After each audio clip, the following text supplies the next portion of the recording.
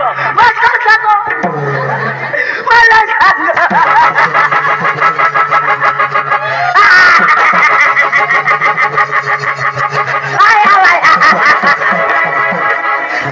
अरे बाबा ऐकलं काय सांग की डायरेक्ट शिकाय नाही मला सांग